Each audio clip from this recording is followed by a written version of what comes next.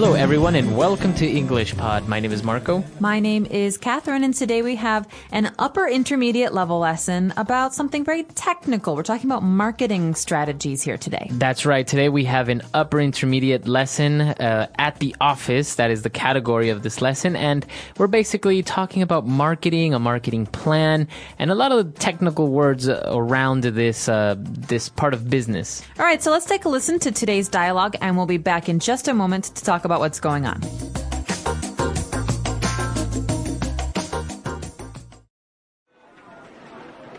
Okay, everyone, let's begin. I called you here today to evaluate our marketing strategy during this recession.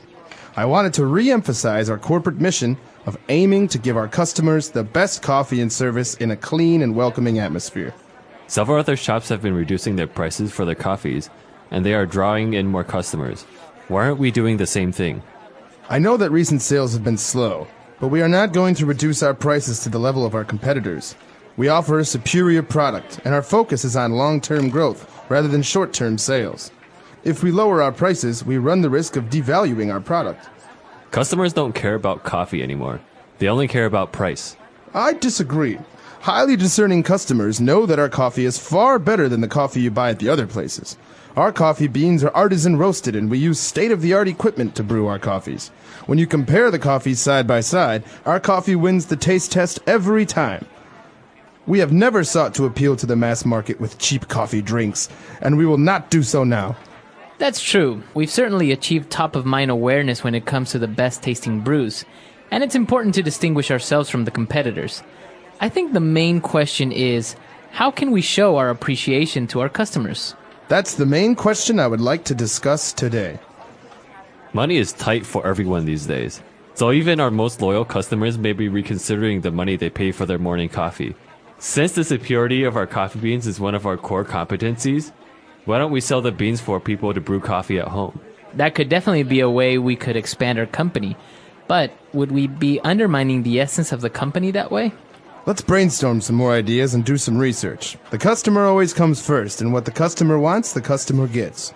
Maybe it's time we started selling coffee beans.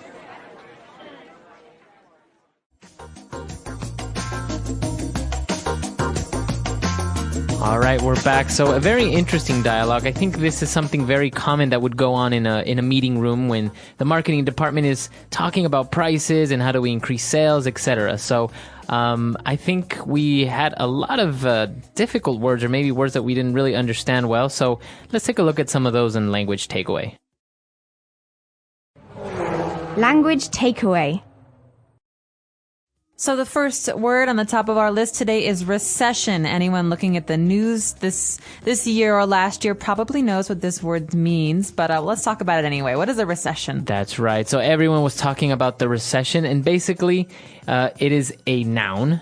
All right. And it means that people don't have enough money like before. And so consequently, services are decreased. People aren't buying as much. So there is a lack of commerce going on in a country, a region, or a city, etc.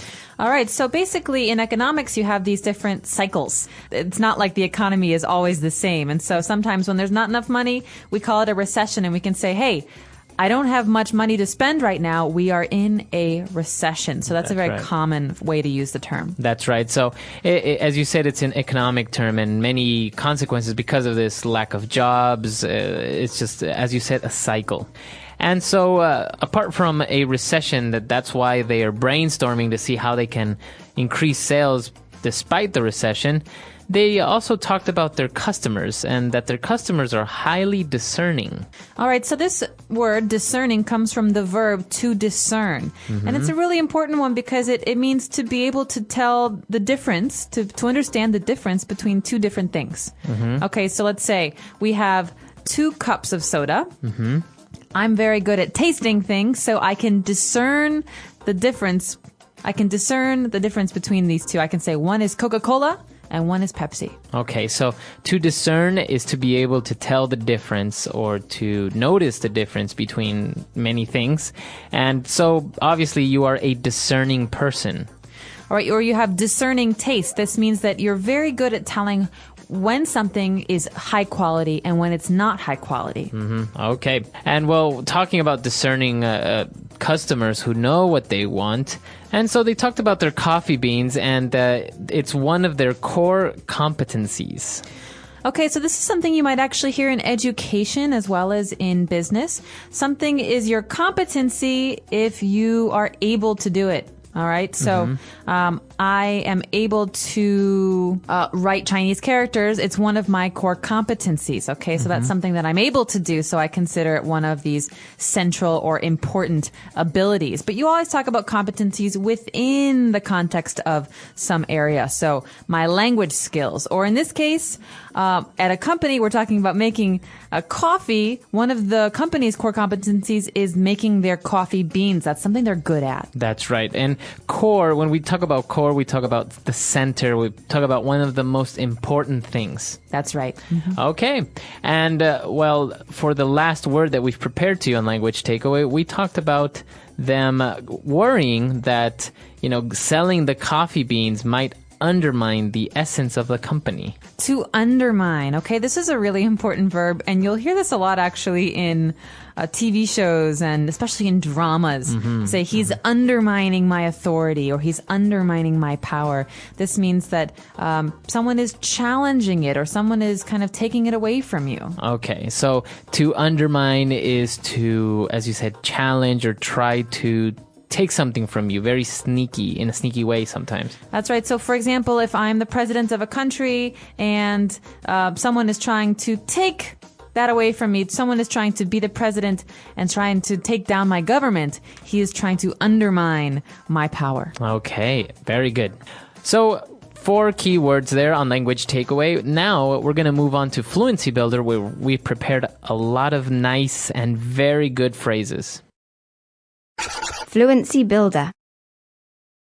All right, so on Fluency Builder, why don't we start up from the beginning of the dialogue when they were talking about the prices of the coffee, and that other shops have reduced their prices, and so they're drawing in more customers. All right, so the key here is to draw in. This is a phrase. Most people will know the word to draw, to make a design on a page. But to draw in has a very special meaning. It means to attract. Okay, so you want to attract more customers. You want to bring them into the shop, so you're trying to draw them in. So, Marco, what's a good example of of something that a company will do to try and draw in customers? For example, many of you maybe have seen in fast food restaurants when they have a promotion, like you buy one hamburger and you get another one for free. So that's maybe one of the strategies that they're trying to do to draw in customers and maybe not make money, but give people the opportunity to taste their good food. That's right. All right. So the next phrase we've got here is a little bit different. It's talking about the kind of product that they have. They're talking about their coffee beans, and they say that they're roasted and that they use state-of-the-art equipment to brew the coffee. So this phrase, state-of-the-art, what does this mean? Okay, if something is state-of-the-art, okay, we're usually talking about a machine, and we're saying that it's the latest in technology. It's very, very new. It's highly advanced. It's a very technologically advanced machine. So, for example, the new iPhone 4 is a state-of-the-art cell phone. That means it's the very highest that technology has to offer. And obviously, something that is state-of-the-art is not state-of-the-art forever, because technology changes, and so maybe next year there will be a new state-of-the-art telephone. That's right. So if you notice the spelling as well, we have little hyphens between each word, state-of-the-art, because we take it as a chunk all together, right? That's right. And following that, we have another phrase that is used to talk about products. They say when you compare the coffees we have side by side, our coffee wins against our competitors. So side by side. Okay, so the phrase there is side by side, and they're talking about comparing coffees side by side. So I think this is pretty literal. It's basically saying you put 2 coffee mugs or coffee cups together side by side, and you have people taste, and then you see which one they prefer. That's right. So you can say this when you're making comparisons. When I look at them side by side, I think I like the pink one more than the red one. So you are comparing. You are literally putting them next to each other to make a choice of which one is your preference. That's right. Okay, now moving on, we have a very interesting phrase when they were talking about the company and they've achieved top of mind awareness when it comes to best tasting brews. So this phrase, top of mind awareness, very closely related to marketing. What are we talking about here? Well, let's look at the individual words. We have top, which is on top, not on bottom. Mind, which is your head or your thinking. And awareness, which is the way that you see things. And so let's take a guess here and say that when I think of a category of product, like coffee, for example, what is the first thing that comes into my mind? That's right. So it's actually a very cool game that you can sometimes play with friends. Basically, just say, okay, when you think of coffee, what is the first brand that comes into your mind? Starbucks. So that, for example, shows that Starbucks has put in you a certain top of mind awareness. You associate coffee with Starbucks immediately. Right. You don't say Costa Coffee, you don't say Coffee Bean or any other brand, right? No, definitely. This is a way for you to really test what companies, what corporations have the most effective marketing, because obviously they're the ones who make you think of this thing, right? That's right. Starbucks has tons of marketing campaigns. That's right. So it's actually very interesting. So you can say top of mind, or you can say top of mind awareness. You can say Honda has great top of mind among their clients. Or Ferrari has great top of mind among luxury vehicles. That's right. Okay. And now for the last phrase, when we talked about money again, this is a very nice colloquial way of saying that you don't have a lot of money, or money is very scarce right now. All right, so the phrase is money is tight. All right, so you know the word tight. You can hold something tightly, or this belt is tight. I'm gaining weight. But in this case, money is tight. That's a phrase we take as a chunk, and it means, like you say, Marco, I just don't have much money right now. So money is tight right now. Now, it's interesting because you can say it, money is tight, and then the subject. Money is tight for Bill right now. Or you can say Bill is tight for money at the moment. So you can switch it up depending on where you put the subject, towards the end or in the beginning. That's right. So usually you hear the phrase money is tight right now, or money is really tight, just kind of on its own. And it's a way to say, I don't have much cash. That's right. Okay. So we've taken a look at a lot of words and phrases here. Let's listen to our dialogue again, and we'll be back to talk a little bit more.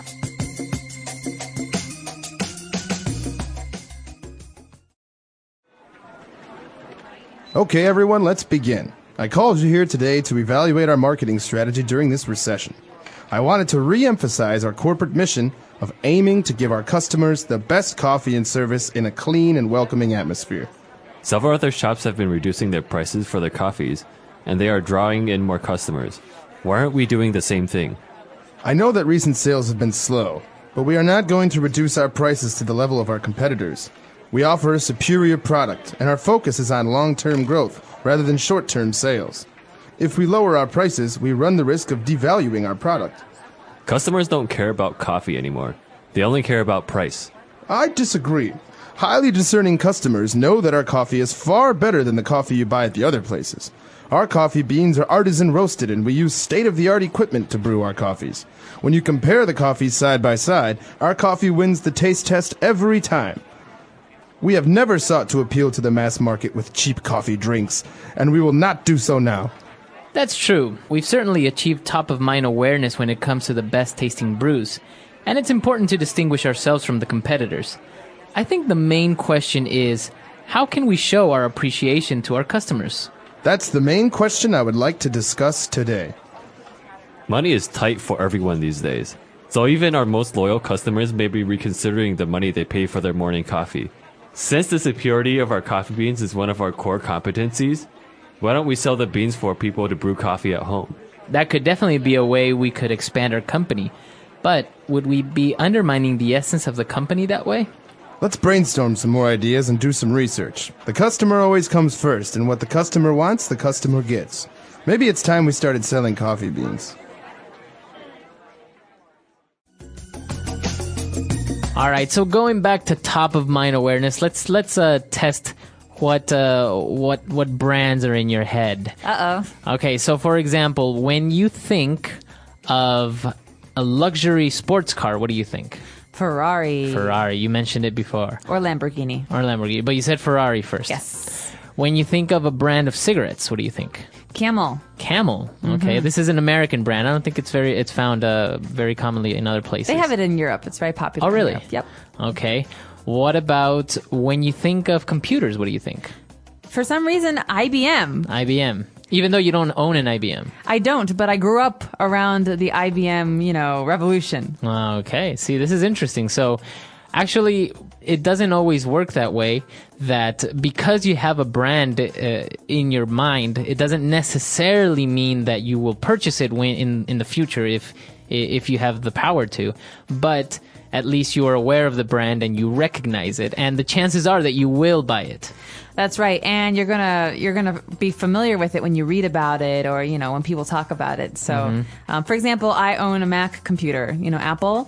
But when I think of computers, I just think of IBM because we used to say, remember, IBM compatible. Nah, that's right, IBM compatible. Because before it was usually just Mac. Everything was for Mac. Mac or IBM. And then all of a sudden it's PC or Mac. Right.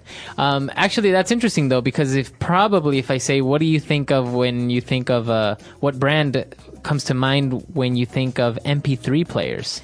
Apple, the iPod, right? You probably think iPod. That's probably one of the most famous ones. But maybe if you ask somebody about 10 years ago, when you think about a music player, what do you think about? The Sony Walkman. The Sony Walkman, right? Or the Sony Discman. That's right. Had both. It was like I had a Walkman. It was bright yellow. So this is really interesting. This is the way that you see more or less. You can start to realize what brands are in your mind, and maybe unconsciously, even you may not even be a smoker, but maybe some sort of cigarette brand will be in your mind. Or maybe you don't even really like sports cars, but you will have a sports car brand in your mind. I'm very curious to hear what you guys have to say, because obviously the brands that we're aware of are dependent on where we come from and the marketing campaigns in our home countries. That's and right. Also our age. I was a teenager when I had the Sony Discman, so that made an impact on me. But let's throw that out to you guys. Let us know what you think of when we say, luxury cars or MP3 players or computers. Or maybe even basic things like detergents. Like, for example, if you ask somebody in the United States, they might say Tide. But if you ask somebody in South America, they might say, I don't know, Omo. It's some type of brand. So this is also very interesting to see what your local brands have been doing. That's right. So let us know what you're thinking. We're on EnglishPod.com. We hope to see you there. All right. Bye. Bye.